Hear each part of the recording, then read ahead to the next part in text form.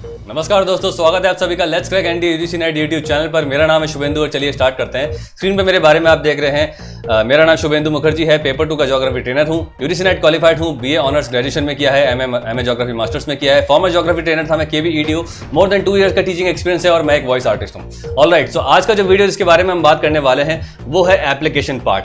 हम लोग पढ़ाई कर लेते हैं, हम लोग प्रिपरेशन कर लेते हैं, पर बात आती है जब एप्लीकेशन की तो उस पर कोई बात नहीं करता है। ठीक है, आप लोगों को अपनी इन्फॉर्मेशन को कैसे अप्लाई करना है एग्जाम वाले दिन और क्या टिप्स एंड ट्रिक्स आपको ध्यान रखनी है एग्जाम से पहले ताकि आप सिली मिस्टेक्स ना करें, तो इसीलिए मैंने वीडियो बनाया है आज का। इसका टाइटल है हाउ टू सॉल्व एमसीक्यूज और क्या टिप्स एंड ट्रिक्स हैं एग्जाम से पहले जो आपको ध्यान में रखनी है। तो चलिए स्टार्ट करते हैं। और इसमें दोस्तों जो भी हम बात करने वाले हैं वो बातें आपने कहीं ना कहीं सुनी होंगी, कहीं ना कहीं पढ़ी होंगी, लेकिन बात है दोस्तों वही परसेप्शन चेंज की, नजरिए की। मैं हमेशा वही करता हूं, जो भी मैं आपको टिप्स एंड ट्रिक्स बताता हूं, जब भी मैं आपको मोटिवेट करता हूं तो एक अलग नजरिए से बताता हूं ताकि आपको वो सारी चीजें इम्बाइब हो जाए, आप उसको अपनी प्रैक्टिस में ले आए, अपनी हैबिट में ले आए। तो आज इस वीडियो में जो हम बात करने वाले हैं वो मे बी आप ट्रिक्स जानते होंगे, लेकिन बात है वही परसेप्शन की। मैं कुछ ऐसा एग्जांपल्स बताऊंगा जिससे आपको लगेगा कि हाँ ये चीजें हमें नहीं करनी है, ये चीजें हमें इम्बाइब करनी है अपनी हैबिट में और ये चीजें हमें नहीं करनी है। तो बात करने वाले हैं हम आज ऐसी कुछ ट्रिक्स के बारे में जो आपको ध्यान रखनी है एमसीक्यूज जब आप सॉल्व कर रहे हैं एग्जाम में, जब आप बैठे हैं एग्जामिनेशन रूम में, तो आपको क्या चीजें ध्यान रखनी है। तो चलिए स्टार्ट करते हैं। टिप नंबर 1 से स्टार्ट करते हैं। पहली टिप है स्कैनिंग। स्कैनिंग मतलब स्कैनिंग ऑफ द पेपर। जब से ये पेपर ऑनलाइन हुआ है मैं देख रहा हूं कि काफ़ी लोग एग्ज़ाम स्टार्ट होने से पहले या एग्ज़ाम स्टार्ट होने के बाद जब लॉगिन कर लेते हैं तो सामने स्क्रीन आ जाती है, टाइमर चल जाता है, आपको पेपर 1 पेपर 2 मिल जाता है। और ये टिप्स एंड ट्रिक्स जो है हर एग्जाम में अप्लाई करेंगी। हम स्पेसिफिकली यूजीसी नेट के बारे में बात कर रहे हैं। तो बात करते हैं, जैसे ही आप लॉगिन करते हैं आपके सामने एग्जाम आ जाता है और आप उस एग्जाम पे टूट पड़ते हैं। ठीक है, जब से ऑनलाइन होने लगा है। जब ये पहले ऑफलाइन था तो क्या होता था, आपको पहले क्वेश्चन पेपर मिलता था और सारे लोगों की एक हैबिट थी कि क्वेश्चन पेपर जो भी है उसको आप सारे पन्ने पलट के देख लेते थे कि भाई क्या क्वेश्चंस आए हैं, हम क्या कर सकते हैं, हमें क्या छोड़ना है। ठीक है, पर जब से ऑनलाइन हुआ है जो समय की कमी हमें देखने को मिलती है, सब लोग क्या करते हैं, लॉगिन आईडी करते ही जैसे लॉगिन किया और क्वेश्चन पे टूट पड़े और देखा भी नहीं कि क्वेश्चन क्या आए हैं, क्या पूछा गया है, क्या लेवल है पेपर का, मैं क्या कर सकता हूं, क्या छोड़ सकता हूं, वो कुछ भी नहीं देखते और स्टार्ट हो जाते हैं करना। अब इसके अंदर 2 केस मैं आपको बताता हूं, एक कैंडिडेट जिसने स्कैनिंग की है और एक कैंडिडेट जिसने स्कैनिंग नहीं की है। बात करते हैं एक ऐसा कैंडिडेट जिसने स्कैनिंग नहीं की है, उसने लॉगिन करते ही पेपर को सॉल्व करना शुरू कर दिया। ठीक है, उसकी प्रिपरेशन बहुत अच्छी है, उसने पेपर को बिना स्कैन करे ही सॉल्व करना शुरू कर दिया। शुरुआत की उसने 20-30 क्वेश्चन अच्छे भी कर दिए, बिल्कुल एब्सोल्यूट राइट है वो क्वेश्चन। जैसे ही वो 25वें क्वेश्चन पे आया उसके सामने एक ऐसा क्वेश्चन इंटरेक्ट हुआ, ऐसा क्वेश्चन उसने एनकाउंटर किया कि जो उसको डिफिकल्टी दे रहा है, उसको वो समझ में नहीं आ रहा मैं क्या करूं। तो क्या होगा, अभी तक उसने जो 25 क्वेश्चन सॉल्व किए हैं उसके दिमाग में एक सॉल्विंग मैकेनिज्म स्टार्ट हो गया है। तो क्या होगा, अगर उसने पेपर स्कैन नहीं किया है तो वो उस क्वेश्चन को सॉल्व किए बिना मानेगा ही नहीं, क्योंकि आपका दिमाग मानता ही नहीं है आगे बढ़ने के लिए। तो वो उसी क्वेश्चन में अटक जाएगा, एक लूप स्टार्ट हो जाएगा कि भाई इस अटेम्प्ट में मेरा क्वेश्चन सही आ जाएगा, या अगर नहीं आया तो वो वापस अटेम्प्ट लगाएगा, एक और अटेम्प्ट लगाएगा। तो वो अटेम्प्ट पे अटेम्प्ट लगाता रहेगा, अटेम्प्ट पे अटेम्प्ट लगाता रहेगा और वो उस लूप में फंस जाएगा और टाइम निकलता चला जाएगा और टाइम वेस्ट हो जाएगा। दूसरा केस माने, अगर एक ऐसा कैंडिडेट है जिसने एग्जाम होने से पहले, ऑनलाइन एग्जाम होने से पहले सारे क्वेश्चन एक बार स्कैन कर दिए, 5 से 10 मिनट उसने दिए। ठीक है, तो जिसने पेपर को स्कैन किया है वो पूरा पेपर का आउटलुक जानता है। वो ये जानता है कि मेरे कुछ ऐसे क्वेश्चन आएंगे जिसमें मुझे टाइम ज्यादा लगेगा, कुछ क्वेश्चन ऐसे आएंगे जिसमें टाइम मुझे कम लगेगा, यानी कि पूरे पेपर में मेरी स्पीड कम ज्यादा होती रहेगी। ठीक है, तो जब वो कैंडिडेट जिसने स्कैनिंग की है, जब वो पेपर सॉल्व करने लगा और उसने 25 क्वेश्चन सॉल्व कर लिए, जैसे ही वो 26वें क्वेश्चन पे आया और वो क्वेश्चन अगर हार्ड भी आया तो अगर उसको पता है कि आने वाले 10 क्वेश्चन मुझे बहुत इजीली आते हैं, इस क्वेश्चन को मैं स्किप कर सकता हूं, इस क्वेश्चन को मैं छोड़ सकता हूं, बाद में रिवाइव कर लूंगा, बाद में कभी देख लूंगा, इसको रिव्यू कर लूंगा बाद में, तो वो आराम से उस क्वेश्चन को छोड़ के आने वाले क्वेश्चन में चला जाएगा और वो अपना टाइम बचा लेगा, अपनी मेंटल स्टेट को वो टेंशन में नहीं लाएगा, एंजाइटी बिना वो काम कर लेगा। तो जिसने स्कैनिंग की है पेपर की, वो पेपर का पूरा आउटलुक जानता है, अपनी खुद की पेस जानता है कि मुझे कहां स्पीड बढ़ानी है, कहां स्पीड छोड़नी है, कहां ऐसे क्वेश्चंस मुझे तकलीफ देने वाले हैं, उसको पहले से ही पता होगा जब उसने स्कैनिंग कर रखी है। जिसने स्कैनिंग नहीं की है वो उसी क्वेश्चन में अटक जाएगा, क्योंकि उसको पता ही नहीं है आने वाले क्वेश्चन शायद मैं कर लूं। ठीक है, जिसने स्कैनिंग नहीं की है वो उसी क्वेश्चन के लूप में अटकना शुरू हो जाएगा, उसको पता ही नहीं है कि आने वाले 10 क्वेश्चन बहुत ईजी हैं, उसको मैं आराम से कर सकता हूं, उसको मैं छोड़ सकता हूं। तो ये एक सोल्यूशन है इसका, आपको पेपर स्कैन करना है even if it is online examination.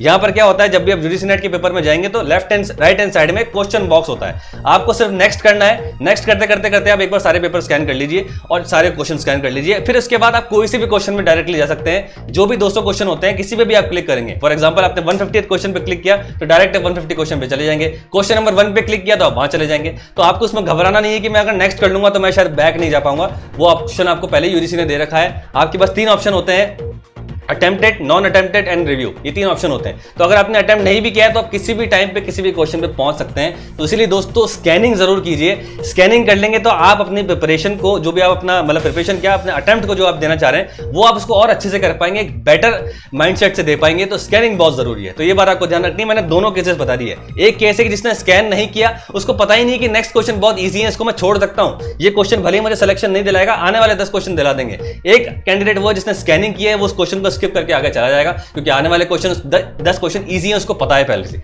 ठीक है, बात करते हैं सेकंड ट्रिक नंबर 2 के बारे में बात करते हैं। ये ट्रिक है focus on question not on the timer. ठीक है, ये एक प्रॉब्लम मैं देख रहा हूं बहुत सारे कैंडिडेट्स के साथ है। जैसे ही टाइमर स्टार्ट होता है उनके अंदर एक धुक-धुकी शुरू हो जाती है, एक एंजाइटी शुरू हो जाती है, और बार बार मैंने देखा है हर 10 सेकंड के बाद वो टाइमर को देखते हैं कि भाई अब कितना टाइम हुआ, अब कितना टाइम हुआ। अरे भाई, टाइमर जो लगा रखा है वो आपके लिए एक सहूलियत के लिए लगा रखा है, ताकि वो 3 घंटे का आपको आइडिया रहे कि भाई 1 घंटा हो गया, 2 घंटा हो गया। वो इसलिए नहीं लगाया कि बार बार आप उसको देखें और आपका टेंशन हो, क्योंकि देखो टाइम तो कम होगा ही होगा। अगर आपने स्कैनिंग की है तो आपको ये पता होगा कि भाई मुझे किस क्वेश्चन में ज्यादा टाइम लगेगा, किस क्वेश्चन में कम टाइम लगेगा। तो टाइमर को बार बार देखना पॉसिबल नहीं है। बार बार आप देखेंगे तो आप टेंशन में आएंगे, और अगर आप टेंशन में आएंगे तो आप उस एंजाइटी से क्वेश्चन को सॉल्व कर रहे हैं, यानी कि आप अंडर परफॉर्म कर रहे हैं। यानी कि होना क्या चाहिए, आप जो भी क्वेश्चन अटेम्प्ट कर रहे हैं बिल्कुल एक अच्छे माइंडसेट से, बिल्कुल पॉजिटिव माइंडसेट से कीजिए, बजाय एक टेंशन के साथ। टेंशन और माइंडसेट ही इस एग्जाम का की है दोस्तों। जो एक अच्छे माइंडसेट से प्रिपेयर कर रहा है वो इस क्वेश्चन को कर ले जाएगा, वो क्वेश्चन को बेहतर अंडरस्टैंड करेगा, बेहतर इंटरप्रेट करेगा। और एक जो टेंशन से कर रहा है बार बार टाइमर देख के कि यार अभी 1 मिनट हो गया, इस क्वेश्चन में तो मैंने 5 मिनट लगा दिए, इस क्वेश्चन में तो मैंने 7 मिनट लगा दिए, या ये क्वेश्चन तो मुझे बहुत टाइम खा रहा है, तो वो आपकी प्रिपरेशन को बर्बाद कर सकता है। आप जितना भी प्रिपेयर करके गए हैं वहां पर आप अप्लाई ही नहीं कर पाएंगे अगर आप बार बार टाइमर को देख रहे हैं। तो टाइमर को मत देखिए, क्वेश्चन को देखिए। सोल्यूशन इसका यह है कि हर 15 मिनट बाद या हर 10 मिनट बाद टाइमर को देखिए, बजाय आप हर मिनट बाद देख रहे हैं। हर 15 से 20 मिनट बाद जब आप देखेंगे तो आपको पता होगा ठीक है मैंने 15 मिनट के अंदर 5 क्वेश्चन कर लिए, अब मैं थोड़ी स्पीड बढ़ा सकता हूं। 20 मिनट के अंदर मैंने 10 क्वेश्चन कर लिए, अब मैं थोड़ी स्पीड बढ़ा सकता हूं। तो आपको टाइमर को नहीं देखना है, क्वेश्चन पे फोकस कीजिए। Focus on the question not on the timer. ये इसकी सेकंड ट्रिक है। ठीक है, सेकंड ट्रिक है इसकी। बात करते हैं थर्ड ट्रिक के बारे में, रीड बिटवीन द लाइंस। और रीड बिटवीन द लाइंस जो है दोस्तों वो एक इंग्लिश का टर्म है, और इसका मतलब ये होता है कि किसी भी चीज का फुल इंटरप्रिटेशन हो जाना। तो मतलब इसका ये है, जब भी आप कोई क्वेश्चन अटेम्प्ट कर रहे हैं, क्वेश्चन अटेम्प्ट करने के बाद जब आप उसके ऑप्शन में जाके जो भी टिक मार्क लगा रहे हैं, आप टिक मार्क वाली स्टेज पे जब आप आइए, जब आप उस क्वेश्चन को 100% इंटरप्रेट कर चुके हैं, यानी कि आपको कोई भी शंका नहीं है ये क्वेश्चन क्या कहना चाह रहा है। बहुत बार ऐसा होता है, कुछ कैंडिडेट क्या करते हैं, सिर्फ ऊपर ऊपर से क्वेश्चन पढ़ लेते हैं, यानी कि कुछ की पॉइंट्स देखे और चल दिए ऑप्शन लगाने। ऐसा नहीं करना आपको। ऐसा शायद 10% केसेस में हो सकता है कि आपके क्वेश्चन सही हो जाएं, लेकिन 90% केसेस में ये होगा कि आप उसको गलत करके आएंगे, क्योंकि आपने क्वेश्चन ही इंटरप्रेट नहीं किया, आपने इसको बिटवीन द लाइंस नहीं पढ़ा। और आप जानते हैं पेपर 1 कितना ज्यादा कंफ्यूजिंग है। रिसर्च एप्टीट्यूड, टीचिंग एप्टीट्यूड जब आप अटेम्प्ट करते हैं तो सारे ऑप्शन आपको सही लगते हैं, इनमें से सब सही लगता है, लेकिन यूजीसी आपसे मांगता है सबसे नियरेस्ट आंसर। ठीक है, तो पेपर 1 के लिए तो बहुत जरूरी है रीड बिटवीन द लाइंस। और पेपर 2 के अंदर जो स्टेटमेंट्स और कंक्लूजन वाले क्वेश्चन आते हैं, आदर्शन रीजनिंग वाले आते हैं, उसके लिए जरूरी है रीड बिटवीन द लाइंस। तो भाई रीड बिटवीन द लाइंस की स्किल कैसे सही होगी, उसका सही आंसर है, उसका सोल्यूशन है मॉक टेस्ट। आप जितने अच्छे लगाएंगे और मॉक टेस्ट करते वक्त आप जितना अच्छा इंटरप्रेट करेंगे, तो एक आपकी स्किल डेवलप हो जाएगी कि भाई हाँ कोई क्वेश्चन आया है, अब जब मैं उसको अटेम्प्ट करने जाऊंगा तो मैं उस क्वेश्चन के लिए 100% श्योर हूं कि मुझसे वो क्या पूछ रहा है। तो रीड बिटवीन द लाइंस बहुत जरूरी है। ऊपर ऊपर से क्वेश्चन पढ़ के आप आंसर अटेम्प्ट मत कीजिए, 90% केसेस में वो गलत ही होने वाले हैं दोस्तों, और यही कारण है कि आपका सिलेक्शन नहीं होता है। ठीक है, बात करते हैं ट्रिक नंबर 4 के बारे में। फोर्थ ट्रिक है लर्न टू मूव ऑन। जिस तरह से आप किसी रिलेशनशिप के अंदर होते हैं और एक रिलेशनशिप जब टॉक्सिक हो जाती है तो आप मूव ऑन कर जाते हैं, ठीक है, इसी तरह से आपको एग्जाम के अंदर भी मूव ऑन करना आना चाहिए। इसका मैं केस बताता हूं। कोई कैंडिडेट है, उसने बहुत अच्छी प्रिपरेशन की, उसने बहुत अच्छी प्रिपरेशन की है, अपने स्ट्रॉन्ग पॉइंट्स उसने बहुत अच्छे कर लिए, एग्जाम के अंदर गया वो, और एग्जाम के अंदर उसके स्ट्रॉन्ग पॉइंट से एक क्वेश्चन आ गया, ठीक है, तो उसको बहुत अच्छा लगेगा कि चलो मेरे टॉपिक से ही अच्छा क्वेश्चन आ गया। जब उसको वो अटेम्प्ट करने लगता है तो कई बार ऐसा होता है कि वो उसको वही क्वेश्चन स्ट्रॉन्ग पॉइंट वाला उसको कंफ्यूज कर सकता है और उसका आंसर उसको नहीं आएगा। तो ऐसी सिचुएशन में कुछ कैंडिडेट्स क्या करते हैं, उस क्वेश्चन के प्रति उनको इतना प्यार हो जाता है कि उसको वो छोड़ ही नहीं पाते हैं, वहां से वो मूव ऑन नहीं कर पा रहे, क्योंकि उनका दिमाग बार बार उसको ये बोल रहा है, अरे मैंने तो इसमें बहुत ज्यादा प्रिपरेशन की है, अरे मैंने तो उसको लिख लिख के याद किया है, अरे मैंने तो इसके बहुत ज्यादा क्वेश्चंस लगाए, फिर भी मैं नहीं कर पा रहा। तो वहां पे वो उसको मूव ऑन ही नहीं कर पाता, क्योंकि आपको उससे पर्सनल अटैचमेंट हो गया इस क्वेश्चन से।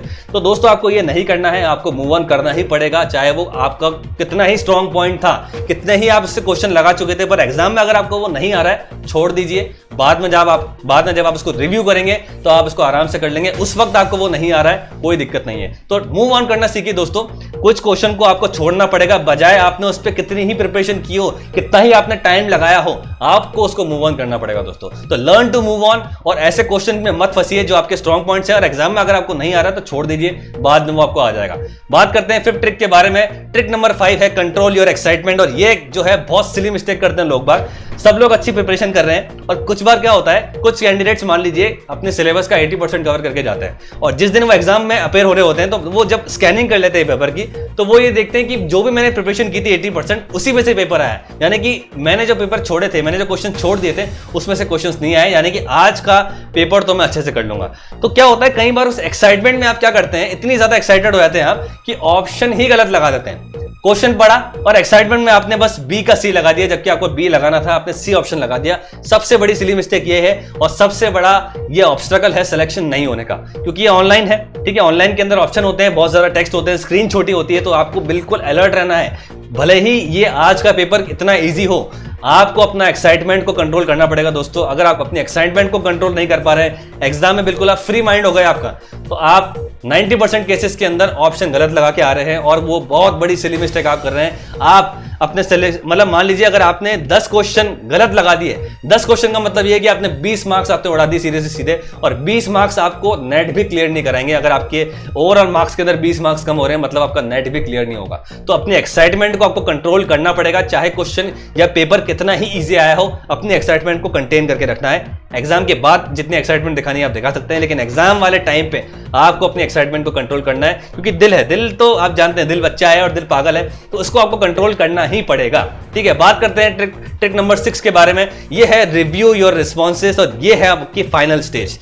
रिव्यू योर रिस्पॉन्सेस यानी कि जब आप पूरा पेपर कर चुके हैं, आज का दिन खत्म हो गया, आपने पूरे क्वेश्चन लगा लिए, 200 के 200 क्वेश्चन कर लिए। जब रिव्यू वाले आप स्टेज पे आते हैं तो इस वक्त क्या होता है, आपका माइंड होता है बिल्कुल रिलैक्स स्टेज पे, क्योंकि आपने क्या किया, आप क्वेश्चन वाले मतलब एग्जाम वाले दिन पे आ गए, आपने पूरा क्वेश्चन कर लिया, और आपके पास अब 5 से 7 मिनट बचे हैं। तो इस स्टेज के अंदर आपका दिमाग बिल्कुल रिलैक्स होता है दोस्तों, और ये है हमारा power play.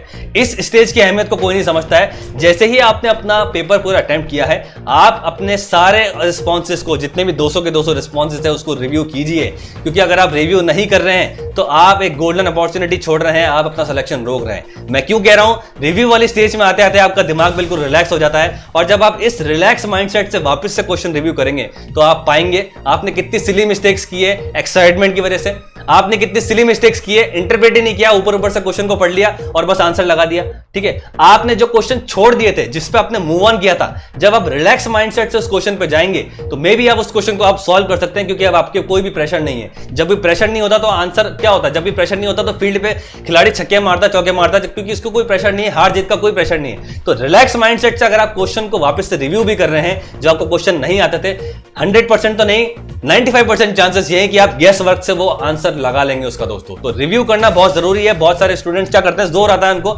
Next next next करने के अंदर, क्योंकि जो टेक के अंदर माहिर नहीं है, जिन्होंने कंप्यूटर नहीं चलाया है काफी समय से, और वो क्या करते हैं, बस अपने रिस्पॉन्सेस देके मस्त हो जाते हैं, सबमिट कर देते हैं। ठीक है, आपको ये नहीं करना है, आपको अपने रिव्यू करने पड़ेंगे सारे रिस्पॉन्सेस, क्योंकि इस वक्त आप बिल्कुल रिलैक्स स्टेज के अंदर हैं, और रिलैक्स स्टेज के अंदर आप बहुत कुछ कर सकते हैं। जो भी आपकी सिली मिस्टेक्स आपको पता पड़ जाएंगे, आपने किसका ऑप्शन गलत लगाया है, और कुछ क्वेश्चन को आपने ओवर इंटरप्रेट नहीं कर दिया, यानी कि आपने उसको सुपरफिशियल लेवल से देख लिया और आप आगे चल दिए और आपने गलत कर दिया, वो रेक्टिफाई हो जाएगा। और जिन क्वेश्चन पे आप मूव ऑन हुए थे, जब आप वापस जाएंगे इस रिलैक्स माइंडसेट के साथ, तो आप उसको 95% चांसेस है कि आप कर लेते हैं, क्योंकि आपका दिमाग बिल्कुल ठंडा हो चुका है। ठीक है दोस्तों, तो ये सारे ट्रिक्स है, आपको ध्यान रखनी है। ट्रिक नंबर 1 है दोस्तों स्कैनिंग करना बहुत जरूरी है। ट्रिक नंबर 2 है हमारी focus on the questions not on the timer. Tip number 3 है हमारी read between the lines, 100% interpretation होने के बाद ही आप अटेम्प्ट कीजिए। और टिप नंबर 4 है हमारी लर्न टू मूव ऑन करना सीखिए। ट्रिक नंबर 5 है हमारी control your excitement, and trick number 6 है रिव्यू योर रिस्पॉन्सेस वाली स्टेज में आप अपने पावर प्ले पे होते हैं, जितनी भी गलतियां हैं आपको एक मौका मिल रहा है रेक्टिफाई करने का,